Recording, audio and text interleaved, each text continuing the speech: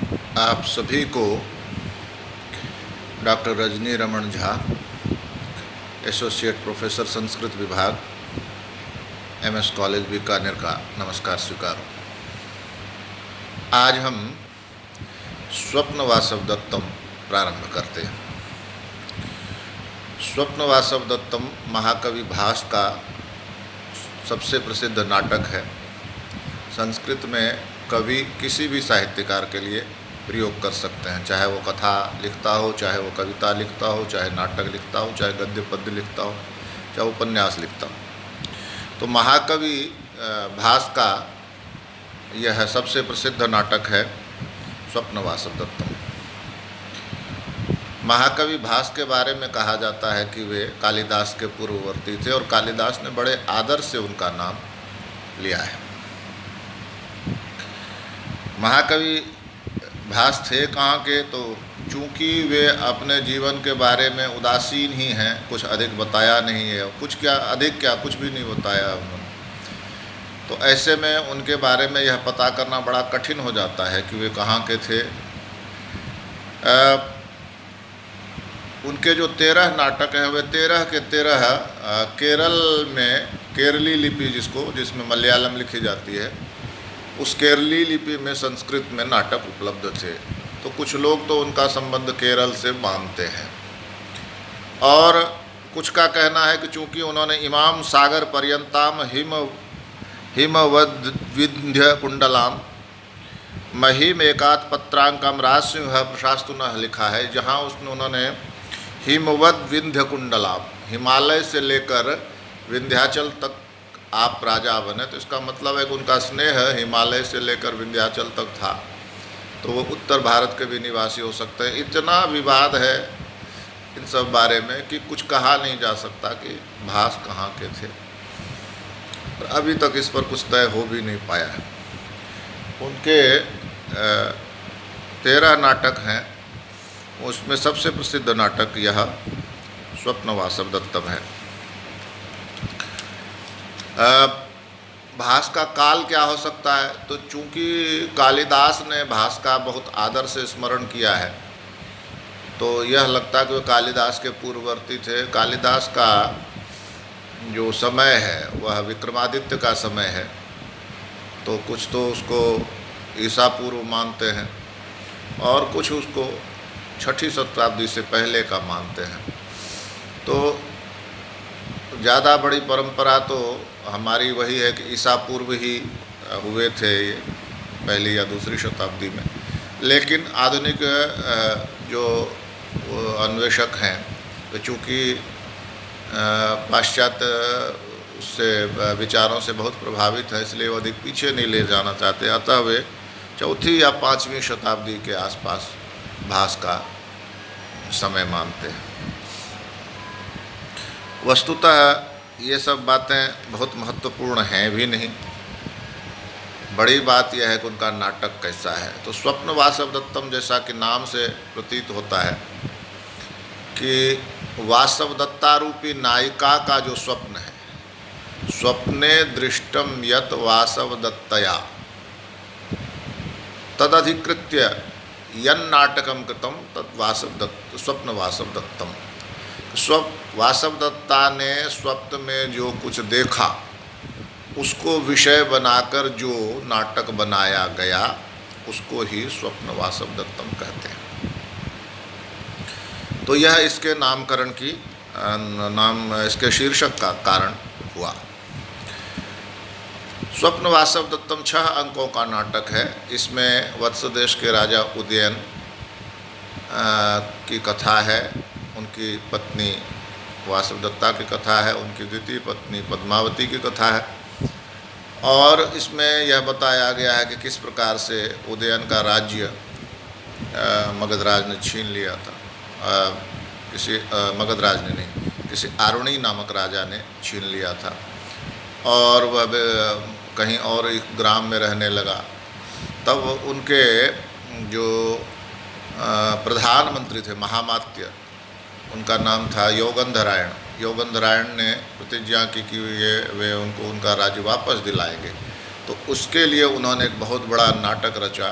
उन्होंने जिस ग्राम में वे रहते थे उसमें आग लगवा दी और यह खबर फैला दी कि वासवदत्ता उसमें जलकर मर गई।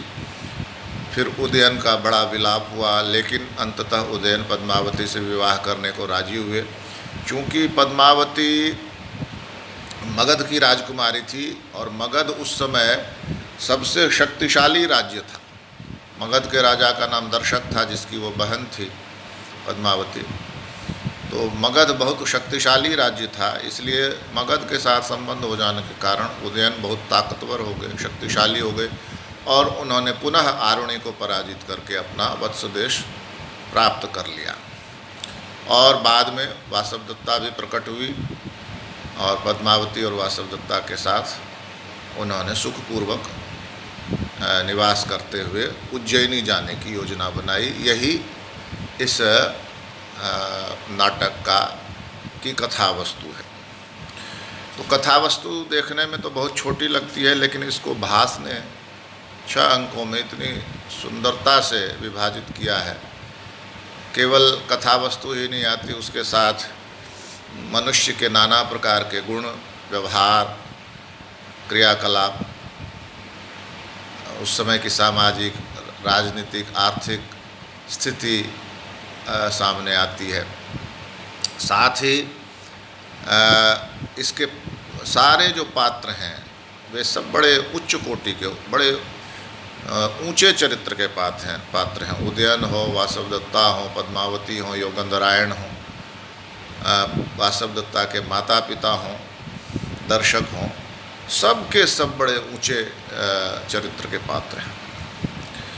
इसलिए यह नाटक मनुष्य की के उत्कृष्ट गुणों को इंगित करता है और यह एक प्रकार से यह भी इसका उद्देश्य हो सकता है कि मनुष्य अपने ऊंचे चरित्र और ऊंचे गुणों से निर्वाह करे तो उसका जीवन जो है वह सार्थक हो सकता है।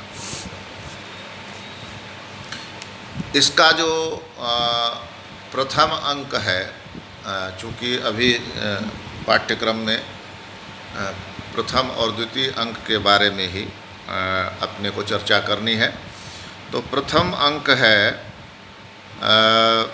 जिसमें नाटक का, जैसा कि हर नाटक का एक स्वरूप होता है, उसमें प्रथम अंक में मंगलाचरण होता है या स्वस्ति वाचन होता है या नांदी पाठ होता है।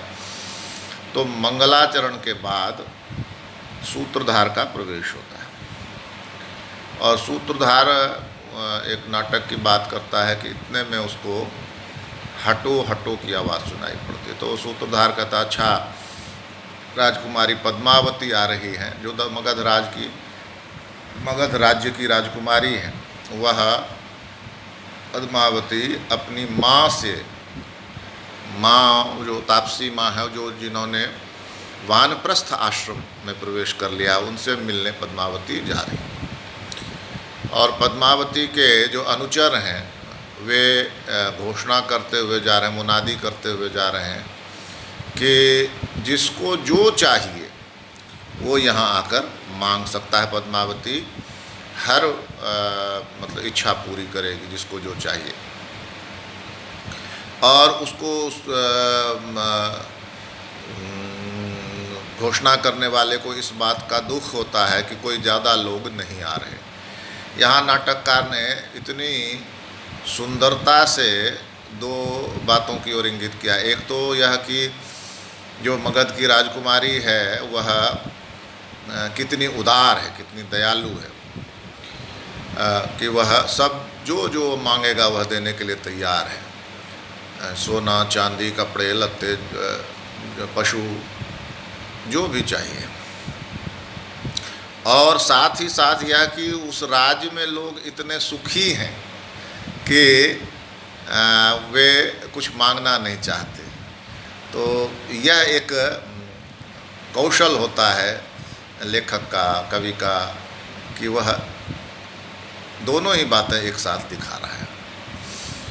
लेकिन तभी क्या होता है कि योगंधरायण नाम का जो उदयन का महामंत्री है, प्रधानमंत्री है, वह एक ब्राह्मण के वेश में एक कन्या को लेकर महिला कहना चाहिए, लेकर आता है और उसका नाम अवंतिका बताता है। वस्तुतः वह वासवदत्ता ही है। थोड़ा सा आगे चलकर इसको समझेंगे। तो वह कहता है कि योगेंद्रायण कहता है कि जो कि ब्राह्मण का वेश धारण किए हुए, कि यह जो मेरी बहन है, मैं कहीं किसी आवश्यक कार्य से जा रहा हूँ और यह मेरी बहन, जब तक मैं लौट कर नहीं आता हूँ तब तक यह मेरी बहन आपके पास धरोहर के रूप में है, इसकी रक्षा करिए। अब पद्मावती चूँकि अपने वचन से बंधी हुई है कि जो जो मांगे उसे पूरा करूँगी, तो वह उसको अवंतिका नाम की वेशधारी, अवंतिका नामक दूसरी महिला का वेश धारण किए हुए वासवदत्ता को अपने पास रख लेती और उसके बाद योगेंद्रायण वहाँ से चला जाता है। और जब वह अपने पास उसको रखती है, अवंतिका नामधारी वासवदत्ता को, तो उसको अपनी बहन का सा स्नेह उत्पन्न हो जाता है। यानी पद्मावती अपनी बहन की तरह स्नेह करने लगती है। किससे? वासवदत्ता से। इस प्रकार से दोनों का मेल होता है। अब कहानी को थोड़ा सा मोड़ देते हैं कि वह वासवदत्ता वहाँ ऐसे क्यों आई। तो वहाँ इसलिए ऐसे आई कि वासवदत्ता उदयन की पत्नी थी, महारानी थी वत्स देश की, लेकिन उदयन को आरुणि ने हरा दिया, तो उदयन का राज्य छीन गया। तो वासवदत्ता भी उदयन के साथ जाकर लावाणक नामक ग्राम में रहने लगी। उदयन एक दिन वहाँ गए थे शिकार के लिए, तो इसी बीच योगेंद्रायण ने गांव में आग लगा दी। उससे पहले उन्होंने वासवदत्ता को यह समझा दिया था कि हम दोनों ने मिलकर उदयन का राज्य वापस लाना है, इसलिए मेरी योजना में तुमको सहायता करनी पड़ेगी। तो वासवदत्ता ने हाँ भर दी थी। तो उसमें योजना यही थी कि वासवदत्ता को कुछ समय के लिए मृत बताया जाएगा, कि वह लावाणक ग्राम की आग में जलकर मर गई। तो ऐसा होने पर जो है तभी उदयन दूसरा विवाह करने के लिए राजी होंगे।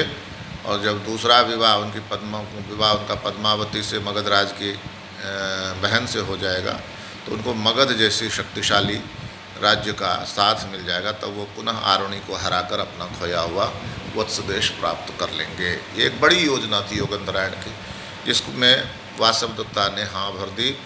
और तब वह योगेंद्रायण ब्राह्मण का वेश धरकर और वासवदत्ता जो है वह अवंतिका का वेश धरकर पद्मावती के पास आए थे, और पद्मावती ने उनको रख लिया, वासवदत्ता को अपने पास, जो अवंतिका नाम की थी। तो यहाँ तक प्रथम अंक की कहानी है। प्रथम अंक की बड़ी विशेषता तो सबसे पहले तो यही कि इसमें जो वह है मंगलाचरण है। मंगलाचरण में सारे पात्रों के जो प्रमुख पात्र हैं उनके नाम कवि ने इतने कौशल से रखे हैं कि आप दंग रह जाएंगे। सुनिए कौन कौन से मुख्य पात्र हैं। तो पहला पात्र उदयन स्वयं है, दूसरा पात्र जो है वह वासवदत्ता है, तीसरा पात्र जो है वह पद्मावती है, और इसमें जो एक प्रमुख पात्र है जो राजा का साथी होता है विदूषक, विदूषक का नाम है वसंतक। तो इन सब के नाम को कैसे उन्होंने कवि ने कितने कौशल से जोड़ा है इसमें श्लोक में। और वे स्वयं बलराम के उपासक प्रतीत होते हैं भास इस नाटक से। तो वो देखिए कहते हैं उदय नवेंदु सवर्णा वासवदत्ता बलो बलस्य त्वाम पद्मावतीर्ण पूर्णो वसंत कमरो भुजो पाताम। अब देखिए उदय नवेंदु में उदयन है, उदयन, और सवर्णा वासवदत्ता बलो, आसवदत्ता बलो से यहाँ वासवदत्ता, वासवदत्ता बलो, वासवदत्ता है इसमें, बलस्य त्वाम, पद्मावतीर्ण, पद्मावती आ गया, और वसंत कमरो, इसमें वसंतक आ गया जो विदूषक का नाम है। तो जब आप पुस्तक पढ़ेंगे तो ये चीज़ आपको बहुत अच्छी, बहुत प्यारी लगेगी तो यहाँ क्या कह रहे हैं कि उदय नवेंदु, जो नया चंद्रमा है उसके समान जो सुंदर है, कौन? बलराम। और आसव दत्ता बलो, जो आसव दत्ता, जो आसव देने वाली है उनको, कौन? रेवती। रेवती उनको आसव दत्ता। तो आसव दत्ता बलो, आसव पीने से भी बलवान हो गए हैं जो, या जो रेवती के साथ आसव पी रहे हैं, यानी उनकी पत्नी का, बलराम की पत्नी का नाम रेवती था, तो रेवती के साथ वो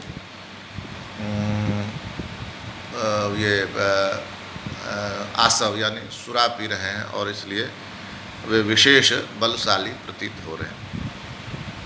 अब पद्मावतीर्ण पूर्ण, और पद्मा कहते हैं लक्ष्मी को, लक्ष्मी और उत्तम गुणों से जो पूर्ण है, ऐसे वसंत कमरो, और वसंत के समान जो मनोहर हैं, ऐसे बलराम की दोनों भुजाएं तुम्हें क्या करें? तुम्हारी रक्षा करें। तो पहला क्या हो गया कि उनकी दोनों भुजाएं जो क्या है? चंद्रमा के समान सुंदर हैं। दूसरा क्या है? वो उनकी पत्नी रेवती के द्वारा दिए गए आसव को ग्रहण करते हैं, तो इसलिए बलवान है, या रेवती को स्वयं आसव पीने के लिए देते हैं, इसलिए ये दोनों भुजाएं अधिक बलवान हो गई। और दोनों ही भुजाएं श्री यानी लक्ष्मी और दूसरे गुणों से युक्त हैं, इसलिए बहुत सुंदर लगते हैं। तो इस तरह से, और वे दोनों भुजाएं, बलराम की दोनों भुजाएं तुम्हारी रक्षा करें। तुम्हारी रक्षा करें मतलब जो भी नाटक देख रहे हैं दर्शक, वो या साधारण जनता या पाठक जो भी है, वो उसकी रक्षा करें। तो इस तरह से इतना सुंदर इसमें इन्होंने पात्रों के नाम रखे हैं। फिर जो इन नाटक की, जो एक प्रकार से यह नाटक बहुत ही सुंदर ढंग से एक बड़ा सफल प्रथम अंक है। इसमें जब बड़ी दुखी हो रही है वासव दत्ता कि राज्य चला गया, अब उदयन का भी विछोह हो जाएगा क्योंकि उसको अब अवंतिका के रूप में रहना है, तब वो योगेंद्रायण क्या कहते हैं? पूर्वं त्वयाप्यभिमतं गतमेव मासी श्लाघ्यं गमिष्यसि पुनर्विजयेन भर्तुः कालक्रमेण जगतः परिवर्तमाना चक्रार पंक्तिरिव गच्छति भाग्य पंक्ति। कि जिस प्रकार तुम पहले चला करती थी, अपने हिसाब से तुम्हें जहाँ जाना होता था वहाँ जाती थी, नहीं जाना होता था नहीं जाती थी, अब उसी प्रशंसनीय गति को तुम फिर से प्राप्त करोगी। कब? जब तुम्हारे पति की विजय हो जाएगी, जब वापस वो अपना राज्य जीत लेंगे। फिर आगे कहते हैं कालक्रमेण जगतः परिवर्तमाना, कालक्रम से ही जगत में परिवर्तन होते हैं, और चक्र के पहिए के अरे के समान मनुष्य की भाग्य रेखा जो है ऊपर नीचे होती रहती है, यानी कभी नीचे जाती है भाग्य रेखा, कभी ऊपर आती है। जैसे पहिए के अरे होते हैं, चक्र होते हैं ना, उसके अरे, जब पहिया घूमता है तो कोई अरा ऊपर आता है, कोई नीचे जाता है, फिर वही नीचे जाता है, दूसरा ऊपर आ जाता है। ऐसे ही मनुष्य का भाग्य आग ऊपर नीचे होता रहता है। तो यह एक बड़ी विख्यात पंक्ति है जिसको कालिदास ने मेघदूत में भी उपयोग किया है, थोड़ा सा परिवर्तन करके। भास का प्रभाव कालिदास पर देखा जाता है। तो इस तरह से बहुत ही सुंदर ढंग से इन्होंने प्रथम नाटक, प्रथम अंक को प्रारंभ किया है। जैसे यहीं पर एक वर्णन आता है कि जैसे ही वो आश्रम को देखते हैं तो कहते हैं कि भाई वहाँ जो लोग हैं, आश्रमवासी हैं, साधु संत हैं, तो हमारे समाज में जो ऋषि मुनि हैं उनका इतना आदर रहा है कि जो इन अंगरक्षकों से, पद्मावती के अंगरक्षकों से या सैनिकों से उनको कोई कष्ट न हो, इसलिए सावधान करते हैं कांचुकी कि स्वतीर्थोदकानि समिधा कुसुमानि दर्भान् स्वैरं वनादुपनयन्तु तपोधनानि धर्मप्रिया नृपसुता नहि धर्मपीडामिच्छे तपस्विषु कुलव्रतम एतदस्याः। कि जिनके लिए कुसुम यानी फूल, समिधा क्या कहते हैं उसको, दर्भ यानी घास आदि जो है, ये वन से लाना और जल लेकर आना, साधारण नदी का साधारण जल लेकर आना, इस तरह से जिनका साधारण कर्म है तपस्वियों का, उनको किसी भी तरह से पीड़ा पहुंचाना ये पद्मावती नहीं चाहती हैं। यह इनके कुल का व्रत है। तो इस तरह से यह बताया गया है कि हम कितना ऋषि मुनियों का आदर था हमारे समाज में। ऐसी बहुत सी बातें समय समय पर इसमें कही गई हैं। तो इस प्रकार से पहला अंक जो है वह हम ठीक से समझ पाते हैं। इसका जो सबसे बड़ा हिस्सा यह है कि इसमें अचानक ही पद्मावती और वासवदत्ता का मेल करा दिया जाता है। इससे क्या होता है कि दोनों में बहन सा स्नेह उत्पन्न हो जाता है, क्योंकि आगे चलकर पद्मावती का विवाह जब उदयन से होगा तो वो बजाय इसके कि दोनों के बीच